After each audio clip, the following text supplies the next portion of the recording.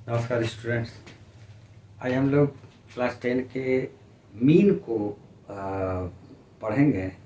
और मीन को समझने के पहले मैं जो क्वेश्चन आप लोगों के साथ शेयर करने वाला हूँ, डिस्कस करने वाला हूँ, उस क्वेश्चन के पहले सबसे पहले मैं ये एक्सप्लेन कर दूँ कि मीन होता क्या है। चलिए मान लेते हैं कि हमारे पास कुछ कांस्टेंट्स दिया हुआ है 4, 5, 9, 11, 13। ये 5 नंबर्स है। अगर पूछा जाए कि इन नंबर्स का मीन क्या होगा, तो मीन हम लोग कैसे निकालते हैं। Mean is equal to, mean का मतलब होता है इस सब को ऐड कर दें और जितना इसकी संख्या है उससे डिवाइड कर देते हैं। यानी कि 4 + 5 + 9 + 11 + 13 और बाय कर देंगे हम लोग 1 2 3 4 5 से डिवाइड कर देंगे। जो भी आ जाएगा यही हमारा मीन होगा। हम लोग इसको अर्थमेटिक मीन भी बोलते हैं। मीन का मतलब एवरेज भी होता है। चलिए दो स्टूडेंट थे एक्स और वाई। हम लोग मान लेते हैं कि 2 स्टूडेंट थे क्लास 10 का, एक्स और वाई। एक का एज है 14 ईयर्स और एक का एज है 15 ईयर्स। अगर ये पूछा जाए कि ये एक्स और वाई का एवरेज एज क्या है, तो हम इसको ये भी बोल सकते हैं एक्स और वाई का मीन एज क्या है। हम इसको अर्थमेटिक मीन भी बोल सकते हैं। तो इस केस में इसका mean age is equal to हो जाएगा 14 + 15। और चूंकि नंबर्स यहाँ पर 2 ही है एक्स और वाई, इसलिए 2 से हम लोग इसको डिवाइड करेंगे। यहाँ पर 2 से डिवाइड करेंगे तो जितना नंबर्स रहेगा उतना से हम उसको उसके एडिशन में डिवाइड कर देंगे। तो ये है मीन या अर्थमेटिक मीन या एवरेज। हम लोगों को इस चैप्टर में जो पढ़ना है बहुत सारी बातें हैं। मीन है, मीडियन है, मोड है, ये सब चीज़ पढ़ेंगे। लेकिन जो क्वेश्चन यहाँ पर आता है वो आपको दिया रहेगा, एक फ्रीक्वेंसी डिस्ट्रीब्यूशन दिया हुआ है और उसमें से आपको एक अननोन फ्रीक्वेंसी या 2 अननोन फ्रीक्वेंसी दिया रहेगा। वो अननोन फ्रीक्वेंसी के वैल्यू को आप फाइंड करें। ये क्वेश्चन मैं यहाँ पर लिखता हूँ, उसके बाद हम लोग इस पर अध्ययन करें। आपसे आगे बढ़ने के पहले एक रिक्वेस्ट जरूर करूँगा कि वीडियो को लाइक ज़रूर कर दिया करें और अगर सब्सक्राइब नहीं किए हैं तो ज़रूर सब्सक्राइब कर लें। ठीक है, अब हम लोग चलते हैं जो क्वेश्चन वेरी वेरी इम्पोर्टेंट है उस पर चलते हैं। उस क्वेश्चन पर जाने के पहले एक क्वेश्चन मैं इसको भी एक्सप्लेन कर देना चाहता हूँ। और यहाँ पर एक टर्म है जिसको आप ध्यान से देखेंगे, वो बहुत ही ज़रूरी है, इसलिए ये क्वेश्चन मैंने लिखा है। इसमें दिया फाइंड करना है, find the mean of the following data. ये जो डाटा दिया हुआ है इसका मीन निकालना है। यहाँ पर ये एक्स है और ये एफ है। एक्स हो गया आपका वो वेरिएबल और एफ जो है फ्रीक्वेंसी यहाँ पर ये टर्म है फ्रीक्वेंसी। तो इसको समझें, फ्रीक्वेंसी का मतलब क्या होता है। जैसे यहाँ पर 4 का फ्रीक्वेंसी 5 दिया हुआ है, इसका मतलब है कि ये जो फ्रीक्वेंसी डिस्ट्रीब्यूशन दिया हुआ है या जो टेबल दिया हुआ है या डाटा दिया हुआ है, इसमें 4 5 टाइम्स है, 4 5 बार आया हुआ है, 6 10 टाइम्स है, 9 10 टाइम्स है, 10 7 टाइम्स है और 15 8 टाइम्स है। तो इसको हम लोग फ्रीक्वेंसी बोलेंगे। फ्रीक्वेंसी मतलब कितना बार वो ऑकर किया है, कितना बार वो रिपीट हुआ है, हम उसी को फ्रीक्वेंसी बोलेंगे। ठीक है, फ्रीक्वेंसी जरूरी था एक्सप्लेन करना, इसलिए मैंने इस क्वेश्चन को यहाँ पर लिखा है। इसके सॉल्यूशन को भी देख लेते हैं, फिर इंपॉर्टेंट क्वेश्चन पर जाएंगे हम लोग। इसका मीन निकालेंगे हम लोग। तो मीन निकालने के लिए जैसे हम लोगों ने पिछले क्वेश्चन में एग्जाम्पल में देखा था कि सबको ऐड करके और उसके नंबर से डिवाइड कर दें, लेकिन यहाँ पर क्या करें। यहाँ पर जो फ्रीक्वेंसी अगर दिया हुआ है तो इसका मतलब 4 5 टाइम्स है। तो या तो आप 4 को 5 बार ऐड कर लीजिए, 6 को 10 बार ऐड कर लीजिए, 9 को 10 टाइम्स ऐड कर लीजिए, या ये काफ़ी लंबा प्रोसेस हो जाएगा। तो इसको आसान करने के लिए, हल्का करने के लिए हम लोग क्या करते हैं, 4 को 5 से मल्टीप्लाई कर लेते हैं। तो 4 multiply 5 plus 6 multiply 10 plus 9 multiply 10, फिर प्लस 10 मल्टीप्लाई 7, और फिर प्लस 15 मल्टीप्लाई 8, 15 मल्टीप्लाई 8, और इसको डिवाइड कर दिए। ये जो फ्रीक्वेंसी है, सारे फ्रीक्वेंसी को ऐड कर लीजिए। 5 10 5 प्लस 10 प्लस 10 5 10 10 7 8 प्लस 7 प्लस 8, तो ये हमारा आ जाता है 5 4 20 प्लस 60 प्लस 90 प्लस 70 प्लस 120, और पाई लिख देंगे, इस सब को ऐड करेंगे। 8 7 15 15 5 20 30 40, तो ये 40 हो गया। इजिकल टू, फिर इसको लिखेंगे 20 80 80 90 170 170 प्लस 7 240 240 340 360, तो ये आ गया 360 बाय 40। ये हमारा जीरो कैंसिल हो जाता है, 4 1 और ये 9 इज इक्वल टू 9। ये इसका मीन है। तो यहाँ पर मीन निकालने के लिए हम लोग जो ये वेरिएबल x है, इसको फ्रीक्वेंसी से मल्टीप्लाई बारी बारी से करके सबको ऐड कर लेंगे और डिवाइड कर देंगे सम ऑफ फ्रीक्वेंसी से। तो ये था एक दूसरा एग्जांपल। अब हम लोग आते हैं उस क्वेश्चन पर जो क्वेश्चन आने की संभावना बहुत ज़्यादा है, और इसी तरह के क्वेश्चंस एग्जाम्स में आते हैं। अननोन फ्रीक्वेंसी को फाइंड करना है। आज मैं आपको एक अननोन फ्रीक्वेंसी का एक एग्जांपल बतलाऊंगा, फिर आपको 2 अननोन फ्रीक्वेंसी वाला क्वेश्चन सॉल्व करके बतलाऊंगा, उसके बाद मीन क्लियर। तो इसको डिलीट करने के बाद स्टूडेंट्स, ये वो क्वेश्चन है जो क्वेश्चन बहुत ही अच्छा, बहुत ही इंपॉर्टेंट है। इसको आप ध्यान से देखें और पूरा कॉन्सेंट्रेट होकर देखें।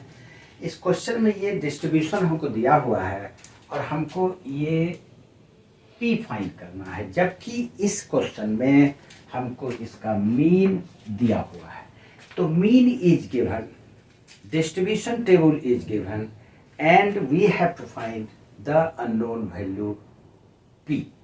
यहाँ पर p के जगह पे f1 रह सकता है, f2 रह सकता है, 2 तक इसको निकालने आपको दे सकता है फ्रीक्वेंसी या नॉन फ्रीक्वेंसी। आज मैं एक बतलाता हूँ, फिर एक 2 वाला भी एक बतलाऊंगा।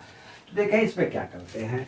सबसे पहले इसके लिए हम लोग एक टेबल बना लेते हैं, क्लास इंटरवल।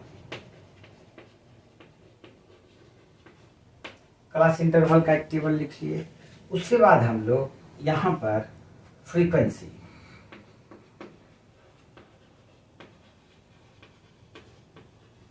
इसको fi लिखेंगे, ठीक। उसके बाद एक बना लेते हैं मिड वैल्यू, इसको हम लोग xi लिखेंगे मिड वैल्यू, और फिर एक लिखेंगे fi इंटू xi। इतना सा ये बनाना होगा। उसके बाद इसको इस तरह से, अब इसमें लिखते हैं 0 to 20, 20 to 40, 40 to 60, 60 to 80 और 80 to 100। अब इसका फ्रीक्वेंसी क्या दिया हुआ है, 7p10, 7p10, 7p10, 930, 9 और 13, ठीक है। अब क्वेश्चन आता है कि ये जो x है मिड वैल्यू, ये कैसे निकाला जाए। देखें ध्यान से, ये जो क्लास इंटरवल दिया हुआ है, इस क्लास इंटरवल में ये लोअर वैल्यू है, ये अपर वैल्यू है। इस दोनों को ऐड कर लेते हैं। तो इसको ऐड कर लिए तो 0 + 20 और इसको बाई 2 कर देते हैं, तो यह हो जाता है 10 आ गया। अब फिर उसी तरह से 20 + 40, 20 + 40 बाई 2 कर देंगे, तो ये आ जाएगा 60/2 यानी कि 30। अब एक पॉइंट नोट करने वाली है कि इतना करने की कोई आवश्यकता नहीं है। आप यहाँ पर इसका डिफरेंस देख लीजिए, 20 0 to 20 तो डिफरेंस 20 है, 20 to 40 डिफरेंस 20 है, 40 to 60 डिफरेंस 20 है। इसका मतलब है कि इसका मिड वैल्यू का डिफरेंस भी 20 ही होगा। तो आप इसको एक निकालने के बाद दूसरा निकालने के बाद आपको पता चल गया कि 20 का डिफरेंस है, तो अगला सब में 20 ऐड करते चले जाइए, इसको करने की आवश्यकता नहीं है। तो अब हम लोग लिख लेते हैं 10 वाले के साथ आ जाएगा 50 और फिर 70 और फिर आ जाएगा 90। ये कर लिए, तो मिड वैल्यू हमारा फाइंड हो गया। अब हम लोग दोनों का प्रोडक्ट निकालते हैं। तो प्रोडक्ट निकालते हैं 7 × 10 70। अब P × 30 30P, 10 × 50 500, 9 × 70 630 और 13 × 9 117 और 0 1170। ये कर लिए, सावधानी से मल्टीप्लाई कीजिएगा। अब इसका मीन क्या होगा? Mean is equal to sigma fx। ये सिग्मा है, सिग्मा मतलब समेशन, सबको ऐड कर लीजिए। तो ये ऐड करना होगा यहां पर,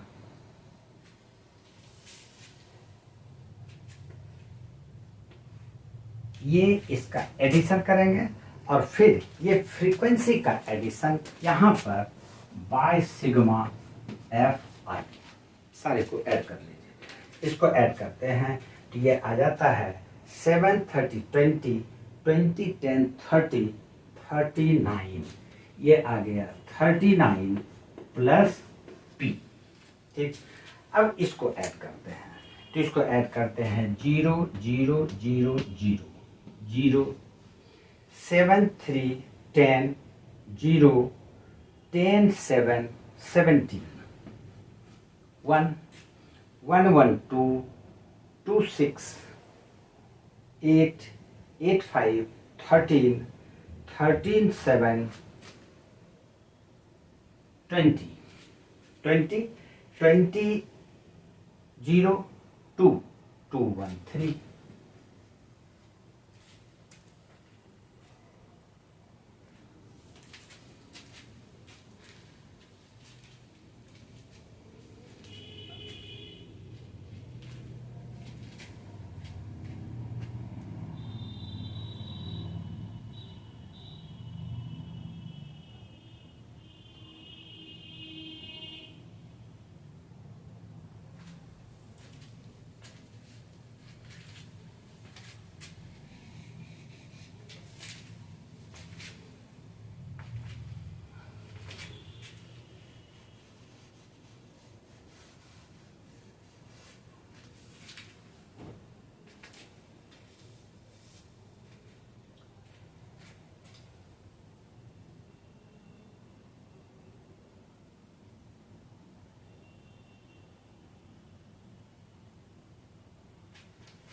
वन 1 2 2 6 8 8 5 13 13 1 1 2 23 70। अब इसका वैल्यू रख लेते हैं।